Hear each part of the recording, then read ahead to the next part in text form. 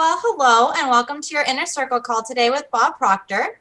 Today we are going to study a lesson from The Power of Awareness. It is chapter 14, The Effortless Way. If Bob opens for questions, you can virtually raise your hand and I'll bring you on live, or you can submit your question using the Q&A feature on your Zoom toolbar. So Bob, I'm all ready to start if you are. Bob's all ready to start. Why don't we do it? Let's do it. Great. Everybody has the effortless way. Listen, I had a very early start this morning. I was up at 3:30. This getting up early is for other people, I think. But at any rate, and oddly enough, I made myself a bowl of soup and I picked up my favorite book and I started to read this. Now, I've read this many, many times. I don't know what it was. It just resonated a little different today. And I thought, I'm going to do this in the inner circle today. The inner circle is, what do you study? When do you study? Well, it's not 3:30 in the morning. It's a little later than that. But possibly not where you are. So let's look at this. The effortless way. I think that sort of appeals to something inside of us, doesn't it? The effortless way. Let's look at it. The principle of least action governs everything in the physics from the path of a planet to the path of a pulse of light. Least action is the minimum of energy multiplied by the minimum of time. Therefore, in moving from your present state to the state desired, you must use the minimum of energy and take the shortest possible time. Your journey from one state of consciousness to another is a psychological one. So to make the journey, you must employ the psychological equivalent of least action. And the psychological equivalent is mere assumption.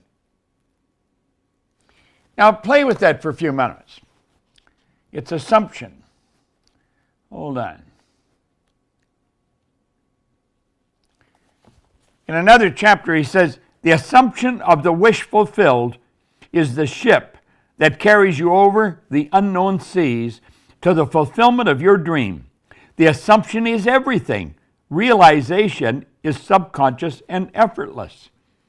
Act on the assumption that you already possess that which you sought. Now, some people say, well, that's absurd. I was talking to Robert Pascuzzi here just a few minutes ago, actually, and he read something that from a book he was reading that I found rather interesting. He said, most people are looking and weighing things up on a physical level. And he said, for those who operate on a spiritual level, it looks like children playing. You see, what you see on the physical level is something that's already happened. It's already manifest. It's gone through a lawful process. The lawful process is a perpetual law of transmutation. Energy always moving into form, through form, back into form. You always work from the higher to lower potential, from spirit to intellect to the physical. Well, why do we start with the physical? Because we have been programmed to do that. Let's look at this again.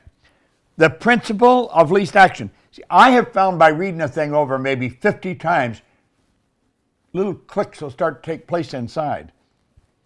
The principle of least action governs everything in physics from the path of a planet to the path of a pulse of light. Least action is the minimum of energy multiplied by the minimum of time. Just that, it sort of appeals to you as you read it. Therefore, in moving from your present state to the state desired, you must use the minimum of energy and take the shortest possible time. Your journey from one state of consciousness to another is a psychological one. So to make your journey, you must employ the psychological equivalent of least action. And the psychological equivalent is mere assumption. Now let's keep going. The day you fully realize the power of assumption, you discover that it works in complete conformity with this principle. It works by means of attention minus effort. Thus, with least action, through an assumption, you hurry without haste. Reach your goals without effort. Now read this line and let it sink in. Because creation is finished, what you desire already exists.